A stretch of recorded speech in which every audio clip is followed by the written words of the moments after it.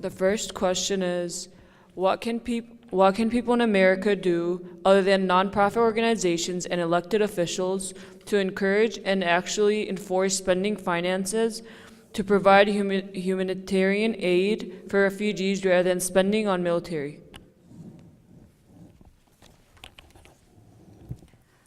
Sometimes it's difficult to choose a nonprofit or another different type of agency. And the question, I believe what you're asking is, what can an individual do? And it's kind of hard because if you're not used to doing it, I think it takes a lot of motivation and maybe some courage to show up at congressional hearings or even on a state level or community level to discuss the problems, the problem that you personally have with financing war instead of peaceful solutions that will help people that are victims of war. But I think that those who have come before us, those who died struggling in America, those that had to face police dogs when they were protesting, that's where it starts. It starts in places like Ferguson, or in the situation where Trayvon Martin was killed. It takes people going to peaceful protests and standing up and saying to local officials that something has gone wrong here and that someone died. No child should be shot down when he's 12 years old. No boy who's running away should be shot in the back. No immigrant or refugee that's hungry should be arrested for stealing a loaf of bread.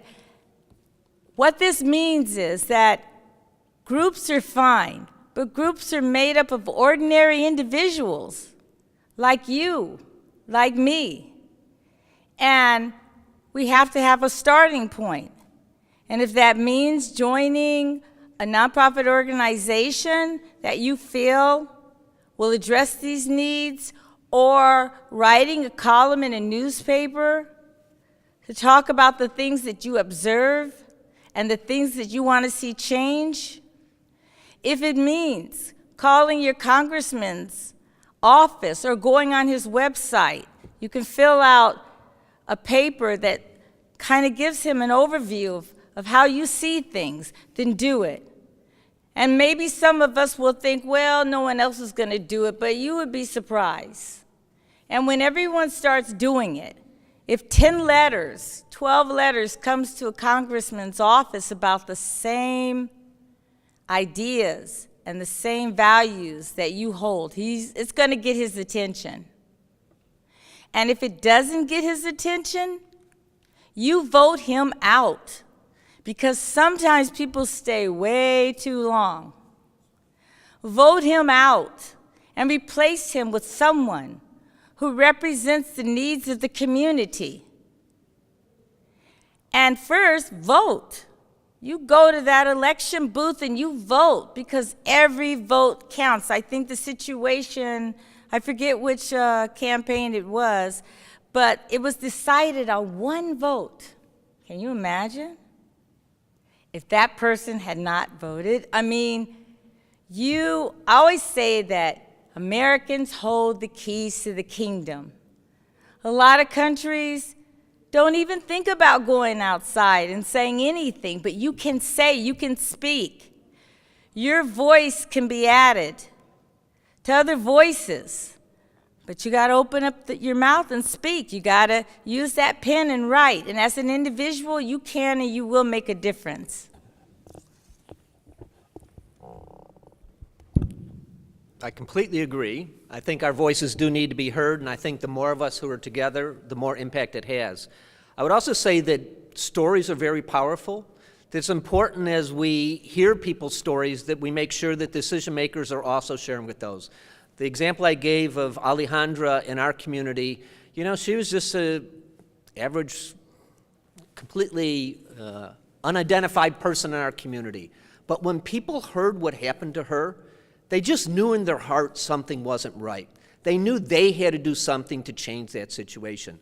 When we set up a meeting with our sheriff at the local library, 200 people showed up and just packed this room that could only hold 150 people. The library eventually had to tell people not to come. When the sheriff sat at the front of that table and saw, we had a videotape of Alejandra explaining her story and her experience. When he saw that and he looked into the constituents out in the community, there was no way that he wanted to be part of that story on the wrong side of it. So important thing is to be able to tell the stories, but to make sure that the elected officials who can do something about it hear those stories. The second thing I would say is that organizations in our community can have a real impact. I want to point out the local Champaign-Urbana MAS chapter, which has done a fantastic job reaching out to the broader community to try and let people understand Muslim community better. So they would have this event called, and I think they may be having them elsewhere, is Get to Know Your Muslim Neighbor. Those kinds of events really break down the kind of barriers that people see. They just don't have the opportunities. We're so segmented in where we pray, where we go to church, where we live, that somehow we have to do events that bring us all together. So I would like to encourage you to think about those kinds of events, just bringing your community together and inviting others to come and meet with you and learn about your faith.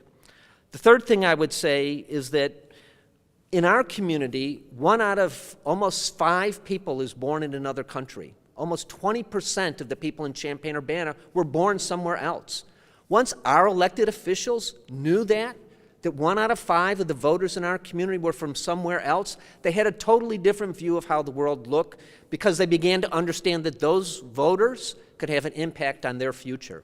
So it's really important to be able to galvanize that, to communicate it, and to share the stories with people so that we can bring about change. I do believe that there is an opportunity that, unfortunately, the last election really changed the way all of our institutions are perceiving it. Our university looks much differently about the issues facing our immigrant community than they did a little over a year ago when they saw that the various bans that our administration was proposing could impact the university itself. Our city governments saw the world differently after the election as citizens pushed to become a sanctuary city. So it's very important that our voices are heard and that immigrants' voices are heard in this debate. Thank you so much, and I would like to conclude here. So thank you everyone for being here, and thank you for the speakers, for everything. Thank you guys. One thing I would like for each of you to do that are involved in your community work, we have very large Islamic centers, mosque community centers, we have programs. Let's start making more masjids sanctuary places for immigrants. I mean, they just need a place to feel safe, they need a warm meal, and they need the protection and the prayers of the community. So let's start reaching out, and it doesn't matter where someone is from. It matters what they need, and if we can help them accomplish that need, then we will be doing our duties as Muslims and as human beings. So let's make sanctuary masjids. Thank you.